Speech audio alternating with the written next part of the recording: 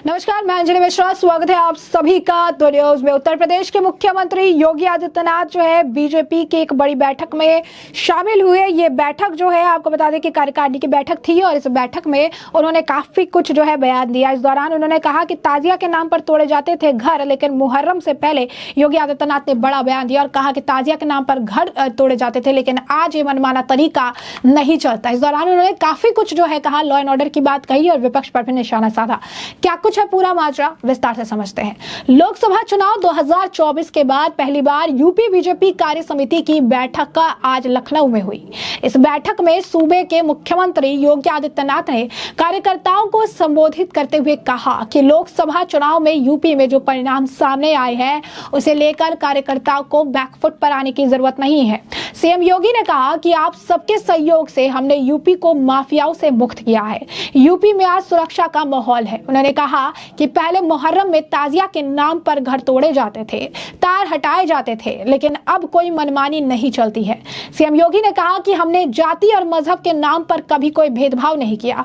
56 लाख गरीबों को बिना किसी भेदभाव के मकान दिए। हमने किसी के साथ कोई भेदभाव नहीं किया। 80 करोड़ लोगों को आज भी फ्री में राशन मिल रहा है। पीएम मोदी का एक ही मंत्र है, सेवा से ही संगठन है। उन्होंने कहा कि हमने बैकफुट पर आने की जरूरत नहीं, क्योंकि हमने यह काम करके दिखाया है। सपा पर निशाना साधते हुए योगी आदित्यनाथ ने कहा कि समाजवादियों ने धर्म के नाम पर पिछड़े और दलितों का आरक्षण खाने का प्रयास किया था। मुख्यमंत्री योगी आदित्यनाथ ने कहा कि चुनाव में समाज को जाति के नाम पर बांटा गया। विदेशी ताकतों के जरिए सोशल मीडिया पर दुष्प्रचार किया गया। बड़े पैमाने पर षड्यंत्र के जरिए सौहार्द को चोट पहुंचाने की कोशिश की गई। सपा के लोगों ने राम कृष्ण और शिव के नाम को कलंकित करने की कोशिश की। वही आपको बता दें कि उपचुनाव 2027 के लिए कार्यकर्ताओं में जोश भरा। उन्होंने सीएम योगी ने कहा कि उपचुनाव के लिए हमें अभी की तैयारी शुरू करनी होगी। हमारा संकल्प ये होना चाहिए कि 2027 में भी बीजेपी की ही सरकार बने। सीएम योगी ने कहा कि आज यूपी में बड़े पैमाने पर निवेश हो रहा है, इंफ्रास्ट्रक्चर मजबूत हो रहा है, हमें इस विकास की ओर आगे ले जाने चाहिए।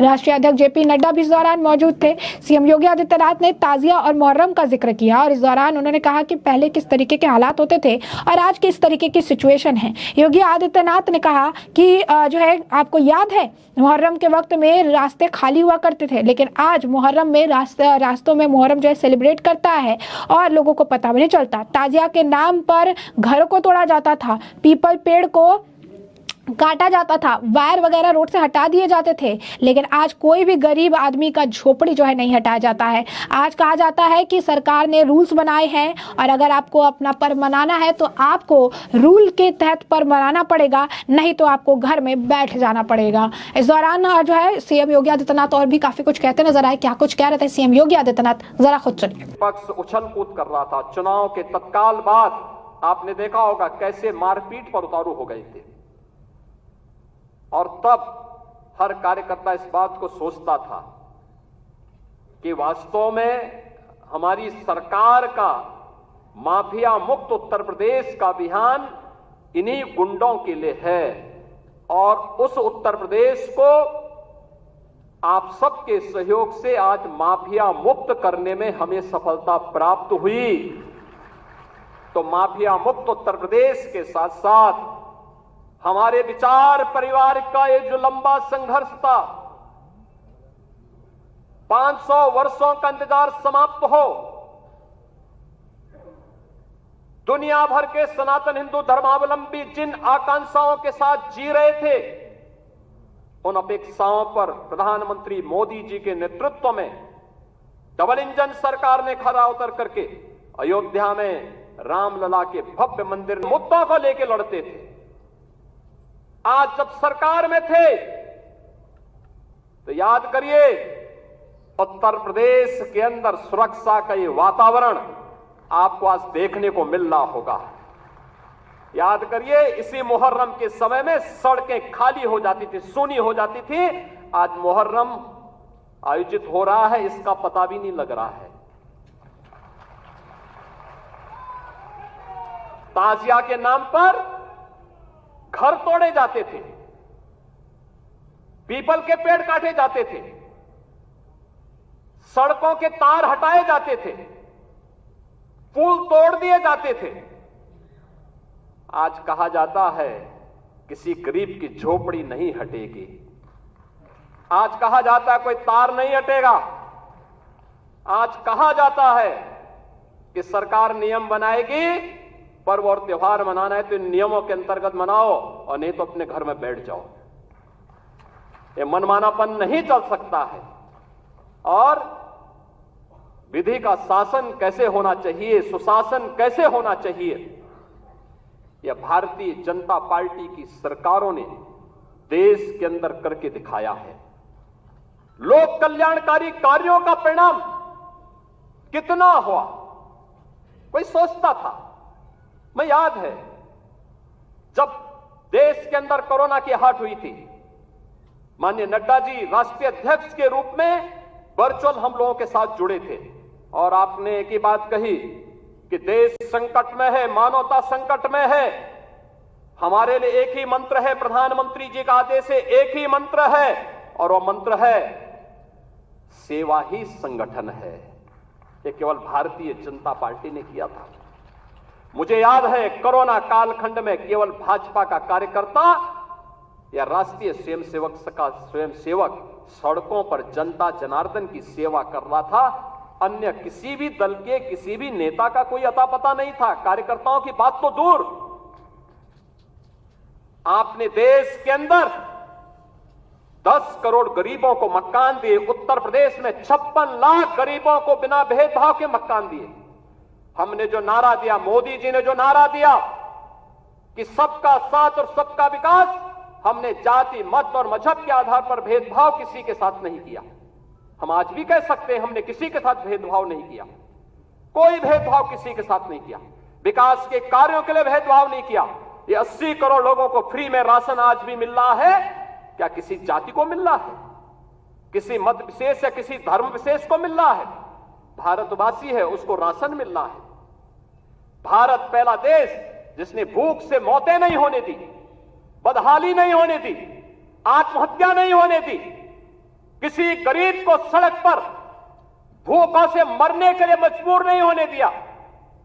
लेकिन उस सबके बावजूद भारतीय जनता पार्टी का कार्यकर्ता लगातार कार्य करता रहा।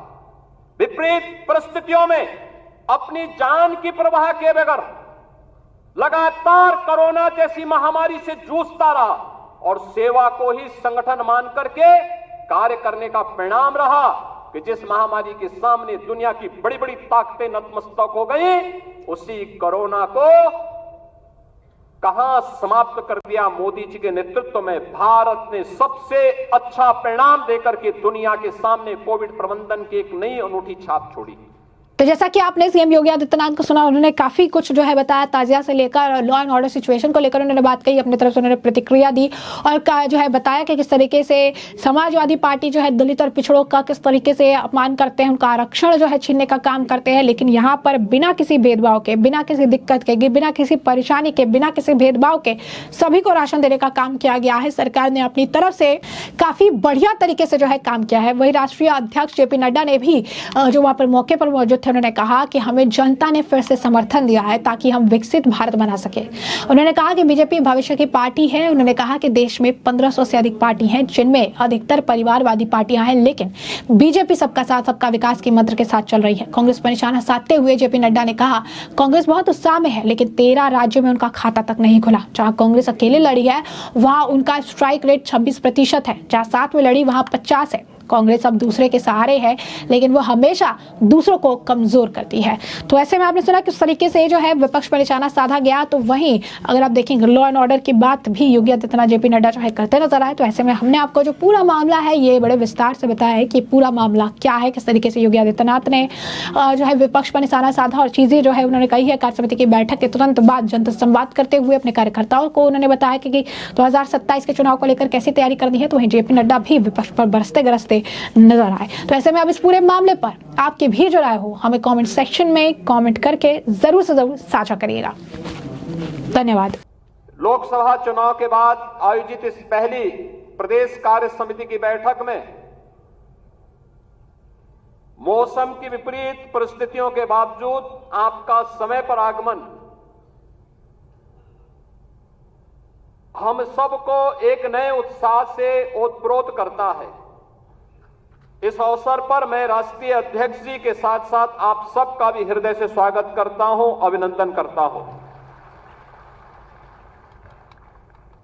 भारतीय जनता पार्टी की यात्रा और भारतीय जनता पार्टी के अपने स्वागत उद्बोधन में प्रदेश अध्यक्ष जी ने प्रातःकालीन सत्र में विस्तार से अपनी बातें आपके सामने रखी। राजनीतिक प्रस्ताव में प्रदेश महामंत्री श्री अनूप कुमार गुप्ता जी ने और प्रस्ताव के समर्थन और अनुमोदन के लिए जो हमारे पदाधिकारी यहां पर अपनी बातों को रखे थे, उन्होंने भी विस्तार से इन सब मुद्दों पर चर्चा की। लोकसभा चुनाव के पहले हम सब इस बात को जानते हैं कि भारतीय जनता पार्टी ने प्रधानमंत्री मोदी जी के नेतृत्व में उत्तर प्रदेश में 2014, 2017, 2019 और 2022 में भारी सफलता प्राप्त करते हुए विपक्ष को उसकी वास्तविक स्थिति तक पहुंचाने का कार्य किया था और लगातार उस पर यह दबाव बनाए रखा था। कोई संदेह नहीं, 2014 में जितना मत प्रतिशत भारतीय जनता पार्टी के पक्ष में था, 2017 में जितना मत प्रतिशत भारतीय जनता पार्टी के पक्ष में था, 2022 में जितना मत प्रतिशत भारतीय जनता पार्टी के पक्ष में था, 2024 में भी आप सभी कार्यकर्ताओं के संघर्ष से, प्रयास से, प्रधानमंत्री मोदी जी के नेतृत्व में, माननीय राष्ट्रीय अध्यक्ष जी के नेतृत्व में भारतीय जनता पार्टी उतना वोट पाने में सफल रही। लेकिन जैसा वोटों की शिफ्टिंग होती है और कहीं पर जब हम लोग ये मान करके चलते हैं कि आत्मविश्वास में कि हम तो जीत ही रहे हैं, तो स्वाभाविक रूप से वहां पर कहीं ना कहीं हमें खामियाजा भी भुगतना पड़ता है और वह अति आत्मविश्वास कहीं ना कहीं हम लोगों को जहां चोट पहुंचाने में, उस विश्वास पर खरा उतरने में, उन अपेक्षाओं पर खरा उतरने में, जहां कहीं ना कहीं उस विश्वास पर कहीं ना कहीं चोट पहुंची, वहीं साथ ही साथ जिस विपक्ष ने चुनाव के पहले हिम्मत हार करके बैठ गया था, वो आज फिर से उछल कूद करने का कार्य कर रहा है। बहनों और भाइयों, याद करिए 2022 का विधानसभा का चुनाव, 2022 का विधानसभा का चुनाव, बीमारियों से होने वाली मौत, मुझे याद है 2014 में जब आदरणीय नड्डा जी भारत के स्वास्थ्य और परिवार कल्याण मंत्री बने थे, इंसेफ्लाइटिस के मुद्दे को लेकर के एक सांसद के रूप में मैं उनके पास गया था और उन्होंने कहा कि हम इसमें सहयोग करेंगे। नड्डा जी और मोदी जी के सहयोग से गोरखपुर में एम्स भी बना। आज गोरखपुर का एम्स चालू हो गया, काम कर रहा है। पूर्वी उत्तर प्रदेश और बिहार की, नेपाल की एक बड़ी आबादी अपने स्वास्थ्य सुविधाओं का लाभ प्राप्त कर रही है और 40 वर्ष से जो बीमारी थी, इस बीमारी से होने वाली मौत 90 से 95% मौतें अनुसूचित जाति, अति पिछड़ी जाति और अल्पसंख्यक समुदायों की थी। आज उस मौत को हम लोगों ने, डबल इंजन की सरकार ने पूरी तरह नियंत्रित किया है। इंसेफ्लाइटिस पूरी तरह समाप्त हो गया है। उत्तर प्रदेश जैसे राज्य में इंफ्रास्ट्रक्चर, एक कल्पना थी, आज आप जाते होंगे आपको 4 लेन की कनेक्टिविटी मिलती होगी। आज आप कहीं भी जाइए, प्रयागराज जाइए, काशी जाइए, लखनऊ आइए, अयोध्या जाइए, गोरखपुर जाइए, पश्चिम के किसी भी जनपद में जाइए, इंटर स्टेट बॉर्डर पर जाइए, आपको लगेगा आज कोई नहीं कह सकता है, उसको उत्तर प्रदेश का वासी कहने में संकोच नहीं होगा, क्योंकि उत्तर प्रदेश का इंफ्रास्ट्रक्चर किसी भी अन्य जगह से अच्छा आपको प्राप्त होगा। मुझे याद है जब मैं बुंदेलखंड गया था पहली बार मुख्यमंत्री बनने के बाद, मेरे साथ आज के जल शक्ति मंत्री श्री स्वतंत्र देव सिंह जी थे। हम लोग चित्रकूट में गए। मैंने चित्रकूट में वहां के कार्यकर्ताओं के साथ बैठक की, जनप्रतिनिधियों के साथ बैठक की। रात्रि को मैंने वहां के उद्यमी और व्यापारियों के साथ बैठक की थी। मैंने उनसे कहा, मैंने कहा यहां चित्रकूट में अच्छे होटल क्यों नहीं आ रहे हैं, अच्छी धर्मशालाएं क्यों नहीं बन रही हैं? उन्होंने एक ही बात कही, उन्होंने कहा अगर कोई निवेश करेगा तो डकैत उसका अपहरण कर देंगे। तो मैंने कहा मैं अगली बार तब आऊंगा जब यहां से डकैतों से मुक्त कर दूंगा। और मुझे बताते हुए प्रसन्नता है, आज न केवल बुंदेलखंड चित्रकूट बल्कि पूरा बुंदेलखंड डकैतों से मुक्त हो चुका है, माफिया से मुक्त, डकैतों से मुक्त। आज आप कहीं भी जाते होंगे, क्या काशी, क्या अयोध्या, क्या मथुरा वृंदावन, क्या विंध्यवासिनी धाम, क्या सुखतीर्थ, क्या निमिषारण्य, क्या ये आपकी वैचारिक यात्रा और आपकी आध्यात्मिक विरासत को क्या सम्मान यहां पे नहीं मिला? आजाद देश 1947 में हो गया था, ये काम 1947 में होना चाहिए था, ये कार्य उसके बाद होना चाहिए था। डॉक्टर लोहिया की विरासत को संभालने वाले लोग, जिस डॉक्टर लोहिया ने कहा था कि भारत की पहचान 3 महापुरुषों पर है, उन्होंने कहा था कि भारत तब तक भारत है जब तक भारत के अंदर राम, कृष्ण और शिव की पूजा होगी, तब तक भारत का कोई बाल बांका नहीं कर सकता है। और राम, कृष्ण और शिव की इस परंपरा को क्या इन समाजवादियों ने कलंकित नहीं किया था? क्या अयोध्या को लहूलुहान नहीं किया था? और क्या यही कार्य ये लगातार नहीं करते रहे? मुझे आश्चर्य होता है। राजूपाल की हत्या होती है प्रयागराज में, क्या राजूपाल पिछड़ी जाति के नहीं थे? उमेश पाल की हत्या होती है, क्या उमेश पाल पिछड़ी जाति के नहीं थे? भारतीय जनता पार्टी के विधायक कृष्णानंद राय की निर्मम हत्या हो जाती है, और कृष्णानंद राय के साथ गोलियों का शिकार होने वाले लोग कौन थे? एक रमेश पटेल थे, एक रमेश यादव थे, कोई अन्य पिछड़ी जाति का था। क्या इनको पिछड़ी जाति में नहीं मानते लोग? क्या क्यों नहीं इनके बारे में आवाज उठी?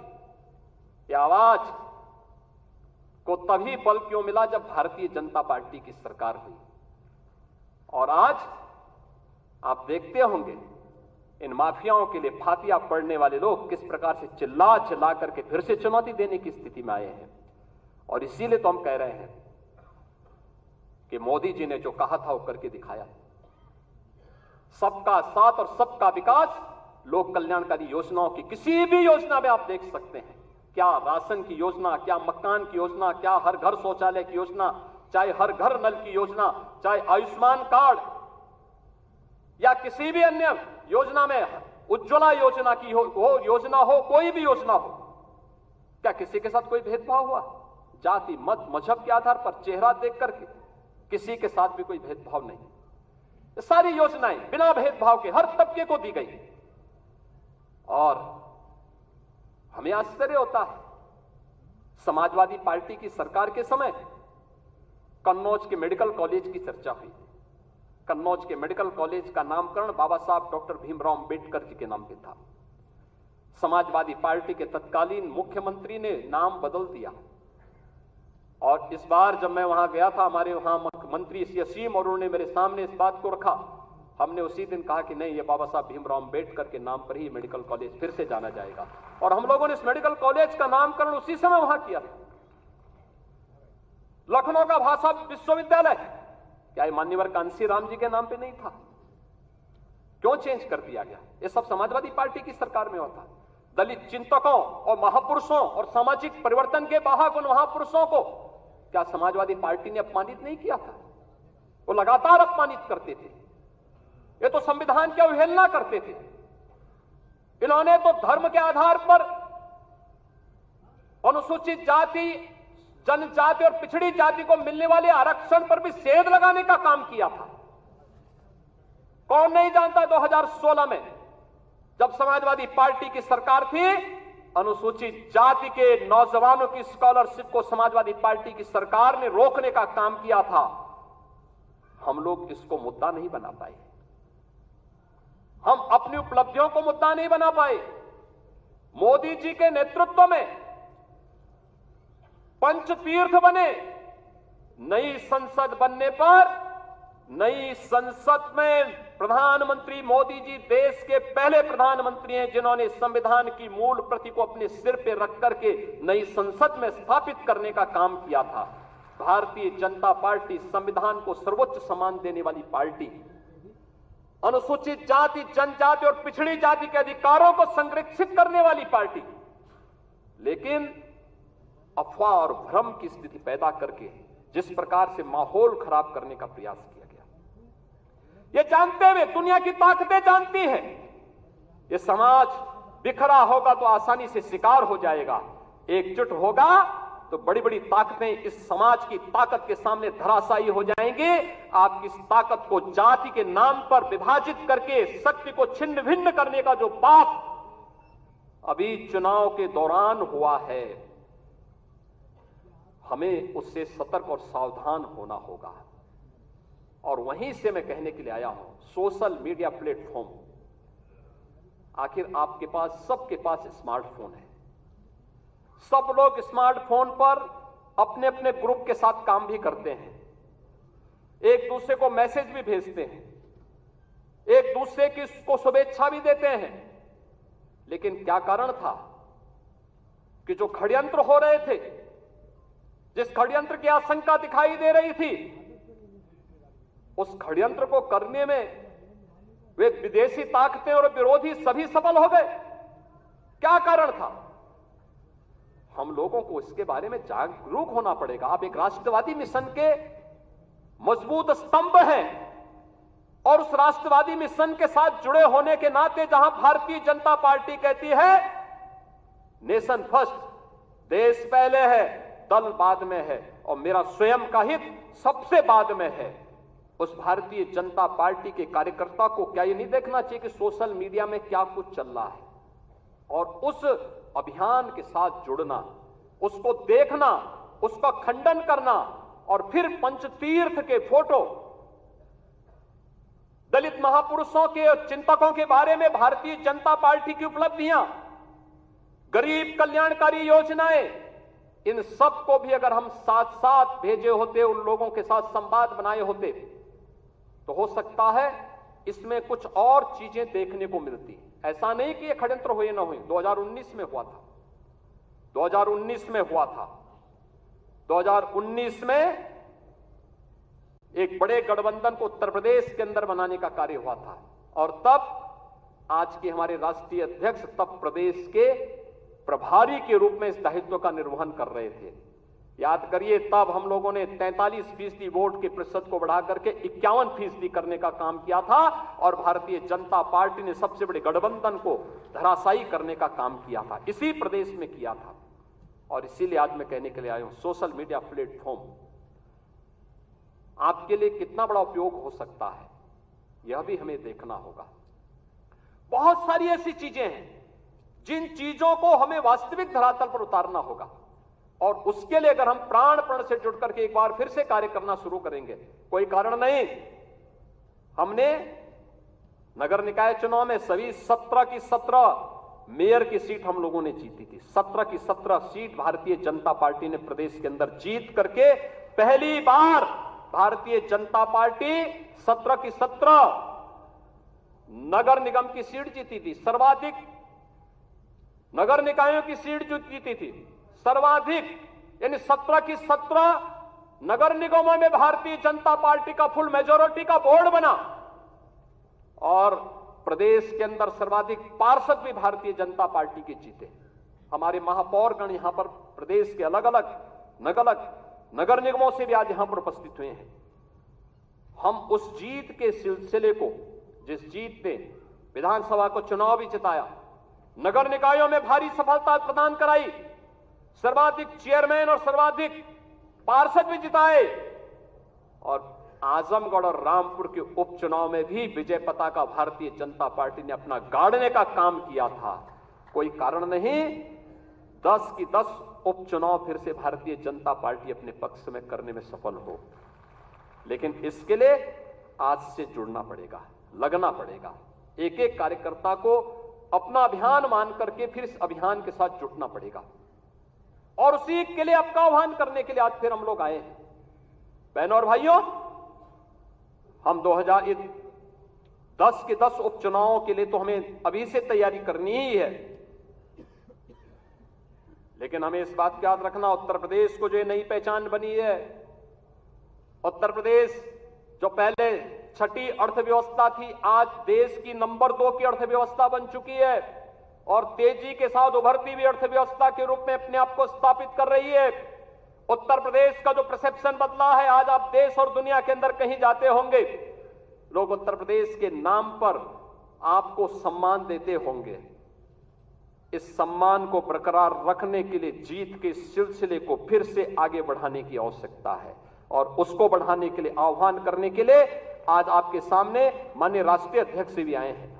जीत का यह सिलसिला जो 14, 17, 19, 22 पंचायत चुनाव, नगर निकाय चुनाव, उपचुनावों में बना रहा, यही मोमेंटम 2027 में भी बनेगा। यह हमारा संकल्प आज से होना चाहिए, आज से होना चाहिए। याद रखना, भारतीय जनता पार्टी है तो जिले में हमारा महापौर भी है, जिला पंचायत अध्यक्ष भी है, और ब्लॉक प्रमुख भी है, चेयरमैन भी है, पार्षद भी है। और अगर यहां पर कहीं कोई खरोंच आता है तो वहां उसके असर वहां पर भी पड़ने वाला है, और इसीलिए अभी से इसकी तैयारी में जुटना होगा। एक एक व्यक्ति को जुटना पड़ेगा, ब्लॉक प्रमुख हो या चेयरमैन, महापौर हो या जिला पंचायत अध्यक्ष, विधायक हो या विधान परिषद सदस्य, लोकसभा के हमारे माननीय सांसद हो या फिर राज्यसभा के माननीय सांसद, इन सबको संगठन के साथ बेहतरीन तालमेल बना करके, संगठन जिसको तय करे उसके साथ खड़ा होकर के प्राणपण से जुट करके कमल चुनाव चिन्ह को विजयी बनाने के संकल्प के साथ अगर हम आगे बढ़ेंगे तो आपका भी सम्मान होगा, सर्वत्र सम्मान भी मिलेगा। और जो लोग उछल कूद करने का कुत्सित प्रयास कर रहे हैं, मुझे लगता है इनको दोबारा उछल कूद करने का अवसर ही नहीं मिल पाएगा। यह हम आप सबको आश्वस्त करने के लिए आज यहां पर आए हैं, और इसी विश्वास के साथ मैं आज के इस अवसर पर हमारे नवनिर्वाचित सांसद गण भी यहां पर उपस्थित हुए हैं, केंद्रीय मंत्री भी आए हैं जो केंद्र में उत्तर प्रदेश के हमारे मंत्री बने हैं। मैं इन सभी केंद्रीय मंत्रियों को, माननीय सांसदों का हृदय से स्वागत करता हूं, अभिनंदन करता हूं, उन्हें हृदय से बधाई देता हूं। उनके एक अच्छे कार्यकाल के लिए, उज्जवल कार्यकाल के लिए अपनी शुभकामनाएं भी देता हूं। और आप सबकी ओर से, प्रदेश भर से आए हुए हमारे संगठन के इन शिल्पियों और स्तंभों की ओर से माननीय राष्ट्रीय अध्यक्ष जी का मैं प्रदेश कार्य समिति की इस बैठक में हृदय से स्वागत करता हूं, अभिनंदन करता हूं। धन्यवाद। जय हिंद।